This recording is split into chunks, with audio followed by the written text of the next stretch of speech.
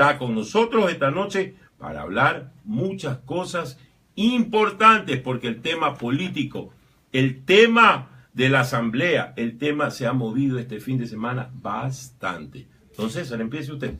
Sí, está ya en la cabina el doctor Henry Cucalón Camacho. Él es asambleísta por la provincia del Guayas en la Alianza 6 Madera de Guerrero, a quien le damos la bienvenida. Gracias por haber aceptado nuestra invitación. Qué gusto que estés con nosotros. Gracias a ustedes, como siempre, por esta oportunidad de dirigirme a los estimados y queridos oyentes de Radio Atalaya. Estoy a las órdenes. Decía yo hace varios días, si una persona ha estado los últimos 3 meses en coma y se despierta hoy a lo que pasa en el Ecuador, seguramente piensa que es una película de ciencia ficción. Es decir, hace 3 meses quizá nadie se hubiera imaginado lo que hoy está pasando. Pero ¿qué es lo que va a pasar en los próximos días? Y ahí hay varias lecturas. Henry, quisiera obviamente que tú nos des tu opinión. ¿Por qué? Porque lo que yo creo que está pasando es que tenemos un vicepresidente sin funciones, un vicepresidente que se victimiza, que hace videos de que llegó a las 2 de la mañana y que tiene que andar en carro porque no tiene avión, que hoy, a través de Diario El Universo, nos hemos enterado que ya se ha autocatalogado, autodeclarado perseguido político. Y para mí ahí viene un siguiente paso. Es, como soy perseguido político, como soy víctima y no tengo funciones, entonces voy a buscar asilo en otro lado y así evadir a la justicia. No sé, ¿qué opinas tú? Siempre es bueno contar con este criterio. Bueno, la política es el arte de lo posible. Algunas personas efectivamente a lo mejor no hubieran imaginado la rapidez de la descomposición correcta. Porque que sí va a dar, sí va a dar. Por materia económica, porque la mesa nunca estuvo servida, se engulleron todo. El modelo correísta, estatista, era fracasado hasta cuando tenían plata de los petrodólares, peor cuando no lo tenían. El modelo no era viable y obviamente lo que hizo el presidente, que lo hubiera hecho cualquier presidente, a lo mejor con un poco más de sorpresa, es cortar por lo sano y que tengan claro cuál fue la herencia maldita que recibió. Porque el presidente a lo mejor cayó, y esa será una estrategia de él, y tendrá que rendir cuentas a sus compañeros del partido porque no lo dijo antes. Pero el resto de la opinión pública, los candidatos en la campaña, se supo el estado de quiebra, el descalabro con que Correa dejaba el país. Para mí, ahí es que se produce el problema. Lo demás cae por añadidura, porque todo el mundo sabía el tema del vicepresidente. Lo que nadie tiene por qué saber, me incluyo, son los detalles, el día que en agosto iba a ser el tema. Por eso es que yo escuchaba por ahí unas voces que decían que el juicio no lo presenten en junio, julio, aguántese hasta agosto. Sí, siendo algunos filósofos que tienen alma de pitonizas, a lo mejor tenían más información de la que tenía uno.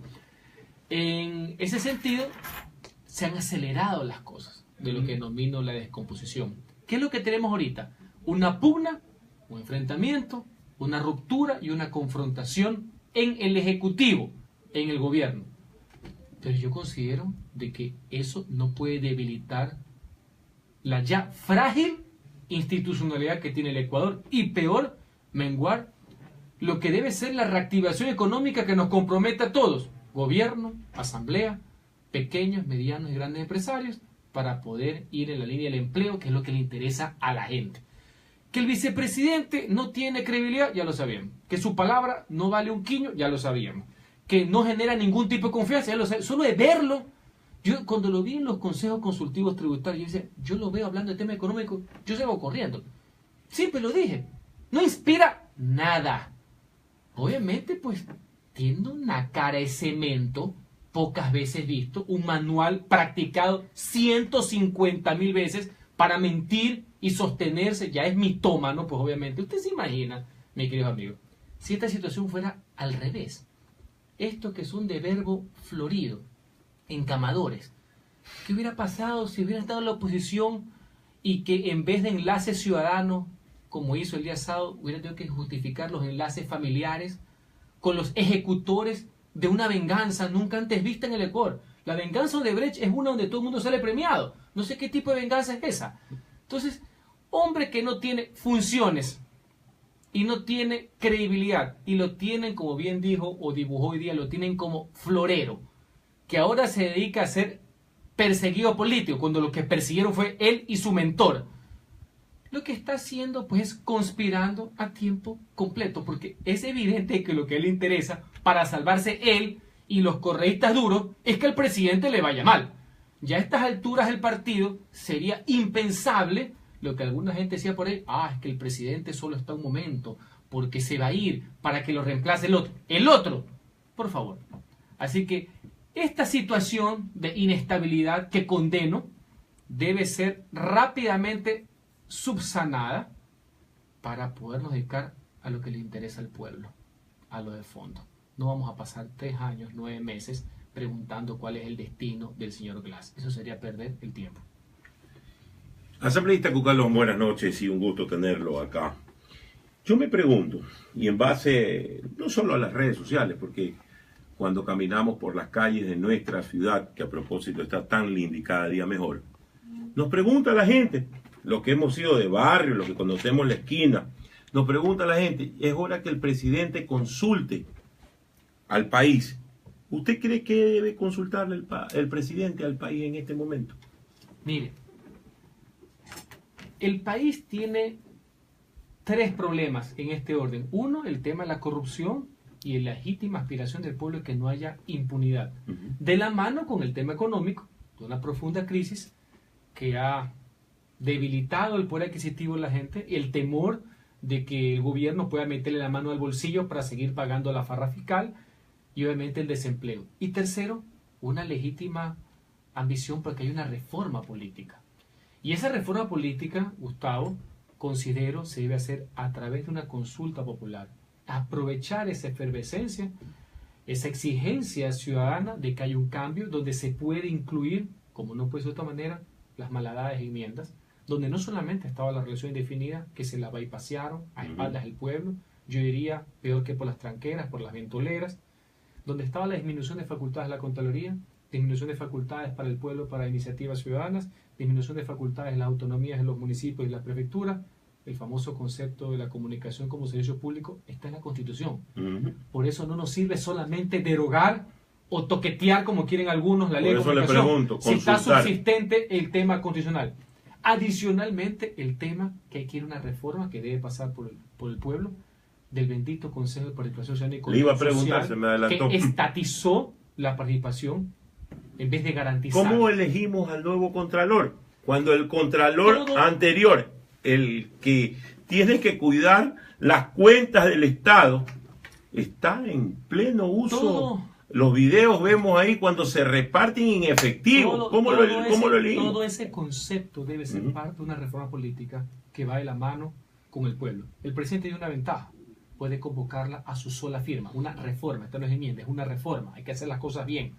Si no lo hace en un periodo prudencial, porque puedo comprender de que entre el tema de la corrupción institucionalizada, que la tiene en las narices y está dando lucha a su manera, y el tema económico a lo mejor no puede al mismo tiempo hacer todo, pero el pueblo quiere eso, quiere un shock, un cambio profundo, de golpe.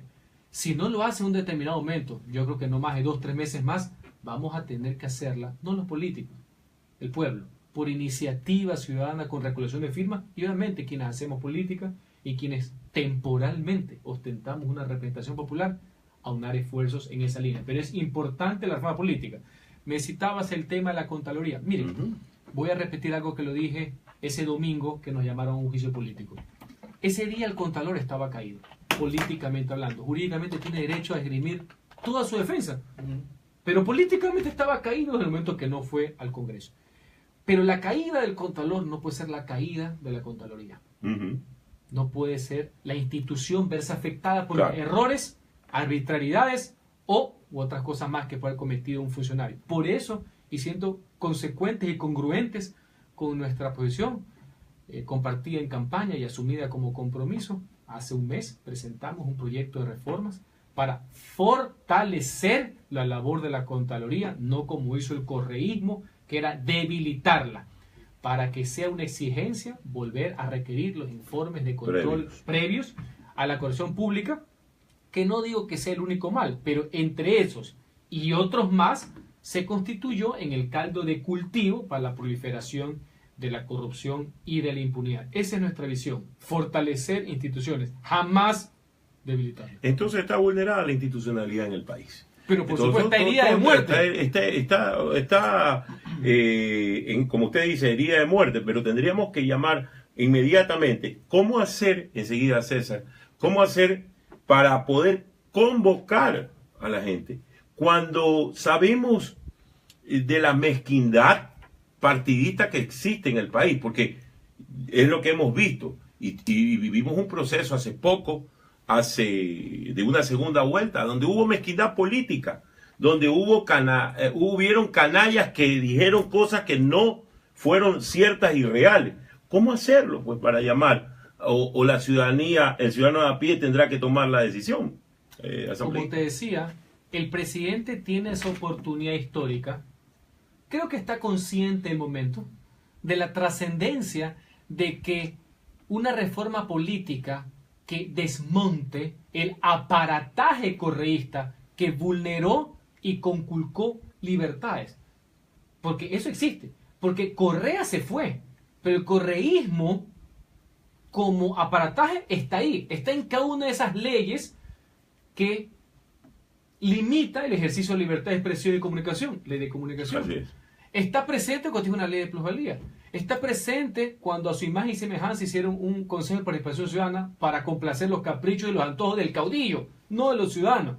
Entonces, ese es el gran desafío. Comprendo yo hasta qué punto el presidente quiere tener al mismo tiempo este nivel de confrontación por el tema de corrupción, que es a la interna, porque es dentro de su mismo partido, del gobierno del cual él fue 6 años vicepresidente, sí, y que ahorita se lo escupen en la cara a cada rato. El tema económico que nos atañe a todos y la reforma política. Si lo podemos hacer, porque nosotros como representantes del pueblo somos los más interesados en que se haga con premura, creo que podríamos estar a la altura de las circunstancias y de lo que el pueblo nos exige. Asambleísta, sin duda alguna, digamos, hay pruebas también, hay que ver un poco que, sin embargo, hay un tema político en discusión, hay un tema judicial también, en el caso del vicepresidente Glass. Y hemos visto que en las últimas horas se han dictado ya medidas cautelares en contra del excontralor Pollitt, un poquito extemporáneas. Sin embargo, digamos, mucha parte de la prueba, digamos, fundamental de esa investigación son las conversaciones y audios que en los últimos días se han transmitido. Audios que también, por otro lado, vinculan al vicepresidente Glass. ¿Sería entonces prudente en ese sentido que el fiscal general de la Nación atienda, digamos, el clamor ciudadano de que quizá también se dicten medidas cautelares en contra del vicepresidente, o eso legalmente no es viable? Entonces, permítame, asambleísta, tenemos una llamada y es importante. Buenas noches, se identifica, por favor, con quién tenemos el gusto. Buenas noches, abogado Loro. Hipólito Rodríguez Lozano. Don Hipólito, buenas noches. Rápidamente, porque estamos con el tiempo con el asambleísta. De acuerdo con el asambleísta, el aparataje está intacto. Nadie ha movido allá. La judicatura y la fiscalía intacta todo. Y arriba de eso, Alexis Mera va y viene, sale, entra, y nadie le dice nada absolutamente. Y se acuerda usted que hace unos 6 meses yo le dije que estaba en $70,000 millones la deuda externa, 60,000 que ya lo dicen, 62,000 millones, y hay 8,000 millones de contratistas que todavía no aparecen. Y referente al Contralor, él nunca pudo haber sido Contralor. Algo hubo, algo hicieron y por eso lo pusieron. El socio de él en la empresa que tiene aquí, correcto, es el primo de Ricardo Patiño. Ok. Listo, gracias, don Hipólito, gracias. Pues recojo algo de la participación ciudadana, por eso son importantes estos espacios donde uno viene a explicar qué es lo que uno hace y también escuchar las posiciones o críticas. El señor ratifica, aquí todo está muy bonito y el aparataje.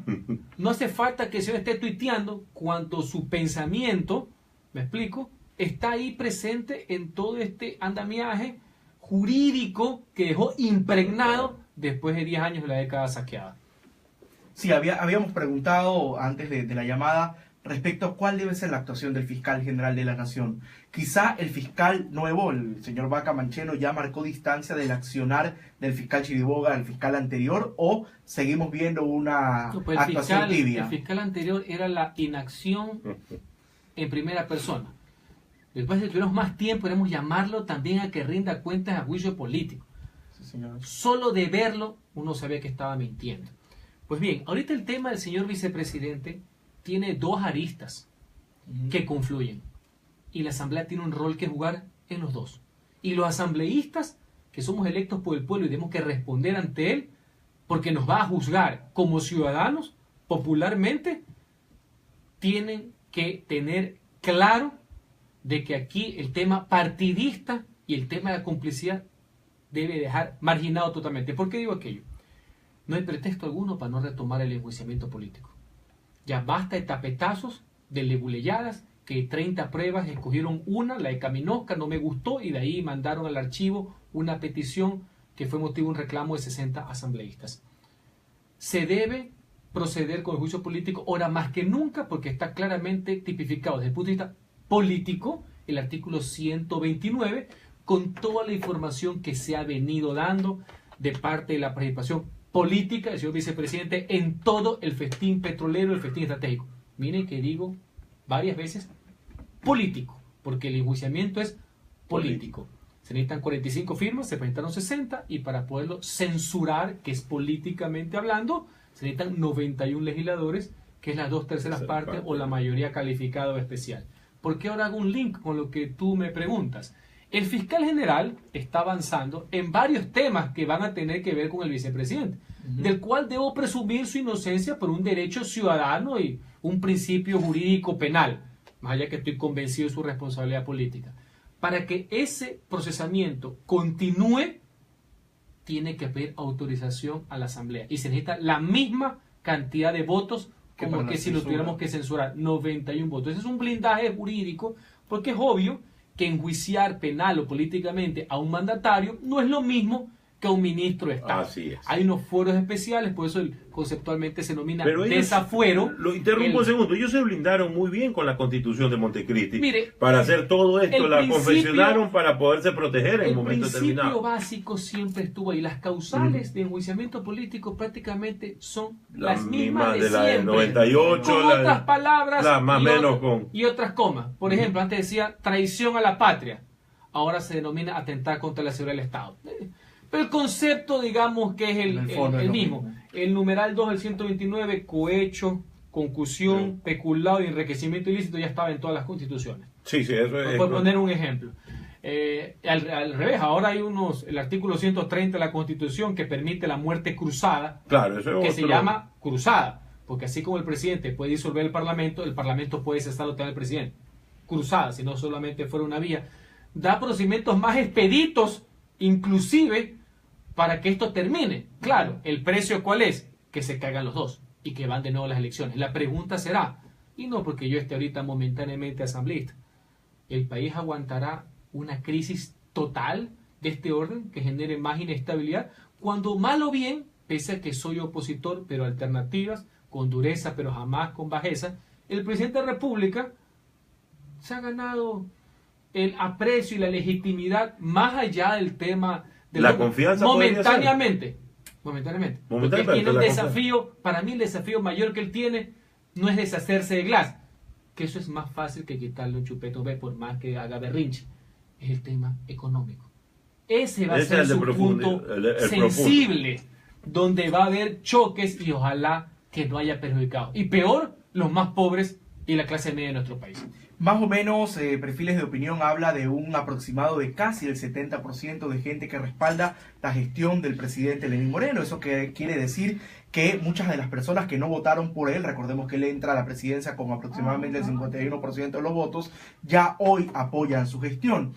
¿Cuál va a ser la postura de la lista 6 Madera de Guerrero, de este bloque importante de asambleístas, en lo que respecta a las decisiones que irá tomando el presidente? Ya ha anunciado, por ejemplo, una revisión a la ley de plusvalía. Hoy se conoció de un veto parcial a la ley que regula el tema de paraísos fiscales, etcétera. Es decir, ¿cuál va a ser la posición de ustedes? ¿La de acompañar, la de respaldar o la de seguir siendo críticos, sin embargo, de la confianza que ya hoy genera la ciudadanía el presidente Moreno?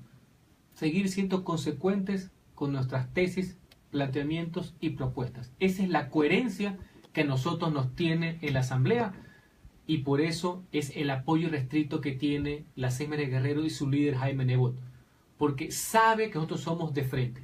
Punto por punto te voy a decir. Lo interrumpo un segundito, asambleísta. Tenemos una llamada del público, está inmediatamente llamándonos. A ver, buenas noches, bienvenido. ¿Con qué tenemos el gusto? Sí, buenas noches. Para el doctor economista Víctor Eugenio. Ya, rápidamente, economista, no sea tan, por favor, porque estamos con el tiempo. Sí, son dos cosas nomás que quiero aclararle. Él dice que la de cara de hierro. Yo diría que sí es verdad cara de hierro, pero él sabe por qué lo está haciendo. Hablaron de la muerte cruzada. Eso es lo que esperan, el tiempo para poder hacerlo. Y otra, ustedes saben muy bien que el señor Moreno está enfermo. Yo hice una evaluación de la salud de él antes de la elección. Él a cualquier momento le da un derrame o le da una trombosis. Y todos ellos los correístas saben, porque él está medicado constantemente. Entonces eso es lo que está esperando. Por eso es que él, como te dice, es cara de cielo y cara de tuco, porque está esperando ese momento. Nada más, gracias. Gracias, le queremos agradecer. Disculpe, señor asambleísta, que estábamos... En nuestras tesis y planteamientos somos irrestrictos en manifestar que apoyaremos lo que beneficia al pueblo ecuatoriano y rechazaremos con la firmeza y el ahínco que nos caracteriza todo lo que le perjudique. Y vamos a poner, por ejemplo, la reforma tributaria tan anhelada por los sectores privados para que se deje de asfixiar a quienes generan empleo, va a contar con nuestro apoyo. La iniciativa es presidencial, pero tiene que contar con nuestro apoyo justamente por el anticipo del impuesto a la renta, que ha sido un garrotazo a la actividad comercial básicamente, cobrar por algo que no se ha ganado, confundiendo ingresos con renta de este Estado voraz e insaciable. El tema del ingreso de divisas, que le llaman salida de divisas, pero a la larga castiga el ingreso de las divisas. Y el tema que tú señalas, plusvalía. Yo estuve en el periodo anterior como asamblea, en la asamblea. Y justo en la comisión de Y gobierno. justamente esa comisión jamás pudieron demostrar que era una ley contra la especulación. Terminó siendo una ley contra el sector de la construcción. Que hoy está que paralizado. terminó menguando, minando el empleo en un sector que tenía un alto efecto multiplicador de generación de trabajo, de fuentes de trabajo. Todo por darle gusto a un capricho, a un dogma, a una tara y a traumas de Correa y de algunos ministros más que veían como un delito que la gente prospere, que la gente progrese, que la gente cambie de vivienda, confundiendo la algunos asambleístas también. La compraventa de un bien con una ganancia que tenía que tributar, que es una renta en la compraventa de un bien denominado plusvalía, que el presidente, fruto yo no sé de qué teoría, piensa que solamente es por intervención pública, que no necesariamente es así, porque también hay plusvalía por intervención privada, de las mismas mejoras de una persona, pese a que ya va pagando impuestos prediales, tasas, etcétera, de clavarle un impuesto confiscatorio del 75% a lo que era 10%, más allá que después le pusieron con la segunda venta. Pero César, Gustavo, si ya de por sí eso es lesivo, 75%, aquí en la Conchinchina es casi una confiscación. Los mensajes, las explicaciones, los ejemplos que pusieron para aprobar la ley le dieron el golpe de gracia a la desconfianza. Y por eso fue que se paralizó todo. Ahora el presidente es consciente del problema que se generó. Y como él tiene este programa en Casa para Todos, etcétera, que hay que apoyarlo, porque la vivienda debe ser una política pública, como se hace en Guayaquil, con los programas de interés social, Mucho Lote 1, 2, Mi Lote 1 y 2, y se ve el espíritu de colaboración de la alcaldía, porque lo que le beneficia a la gente es importante para todos, no importa de qué partido es, peor de qué nivel de gobierno es. Él se da cuenta que tiene que darle de baja. Ahora bien, se preocupan, como no quieren decir derogatoria, porque tienen miedo de que le dé pataleta al que está ahí en Bélgica, que no duele, dando abajo, de madrugada, que le están tirando abajo sus obras maestras, le dicen reforma. Pero a mí me gusta ser práctico. Si tú le quitas el 75, lo dejas en 10, porque debe existir un impuesto, y dejas de hablar sandeces, has derogado la ley, mi querido amigo. Porque para Y ojo, combatir la especulación, siempre hubo la ley de plusvalía, hay que dejarle en claro. siempre el concepto ha estado en la ley de Exactamente. régimen municipal y en el COTAC. Toda la vida existió un impuesto, impuesto. claro. Toda la vida existió Toda un la impuesto. vida, exactamente. Si queremos combatir la especulación, hay las normas, tanto en el COTAC como en la ley de ordenamiento territorial. Se necesita son administradores públicos a nivel cantonal, en este caso los alcaldes, que tengan criterio, la honestidad y la responsabilidad para poderlo aplicar. Uno de los conceptos que repetía el presidente Correa, que demostraba o su ignorancia o su mala fe o que el dogmatismo se había apoderado de él, era que primero, que por qué los inmuebles no pagaban impuestos. Después de que por qué no existía plusvalía. Después que existía plusvalía, que por qué él no cobraba. Él, porque él se creía dueño del Estado. Después le explicaron que el Estado sí cobraba. Que Porque el los municipios municipio es son parte del Estado. Después decía, pero ¿por qué el gobierno central no cobra? De Debe ese haber algo, champú claro. terminó saliendo jodido el pueblo del sector de la construcción. El pueblo no tiene por qué pagar platos rotos de experimentos socialistoides fracasados. Nosotros estamos para apoyar a la empresa privada para que cumpla con su labor fundamental, que es generar riqueza, empleo y pagar los tributos por aquello. Los tributos no son malos, pero tributos excesivos, asfixiantes, confiscatorios, lastimosamente castigan el ánimo de prosperidad del ciudadano.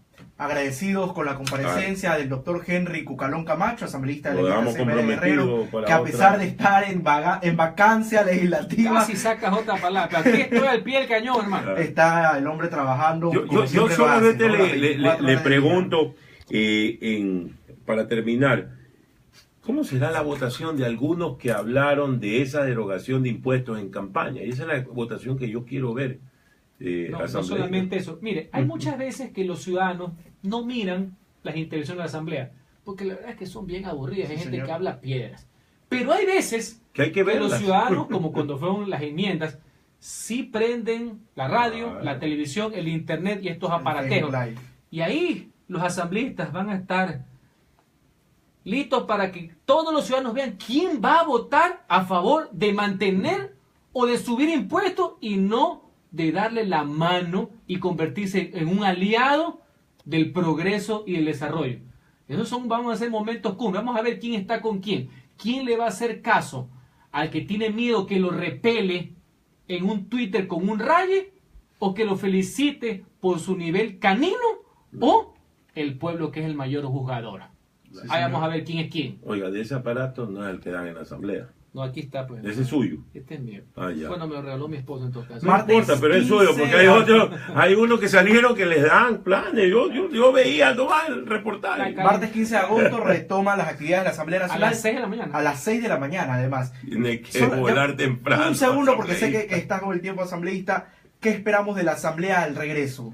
Tal vez una posibilidad Como de juicio político. Las papas queman. Tenemos que entrar con todo. Sí. Desde el punto de vista de control político y fiscalización. Valga la aclaración, ¿ustedes han escuchado a alguien de la Comisión de Fiscalización de la Asamblea? ¿No? Nada. No, Bueno. no, ni pío. De entrada, control político, fiscalización. De entrada, temas económicos, tributarios, pro forma, del lado del pueblo, para Así generar es, que ya empleo. está presentada. Y de entrada, la legislación social que está pendiente, reforma, ley de drogas, etcétera. O sea, ojo, el trabajo no puede parar, Sí, señor. pero la gente va a estar más pendiente que nunca de que todo está prácticamente en línea en ese momento. Así que hay que darle con todo. Le, Perdón. le queremos agradecer A al ustedes. asambleísta, un gusto, lo vamos a comprometer, oiga, lo vamos a comprometer para que nos acompañe en otra programación más, Gracias. porque realmente son importantes las declaraciones, importante el tema político del país. La gente está preocupada y sobre todo algo que dijo el asambleísta, la parte económica, ese Ecuador profundo, el de todos nosotros, ese está preocupado. ¿Cómo le vas a resolver el problema de la olla? Ha estado con nosotros el doctor Gracias. Henry Cucalón.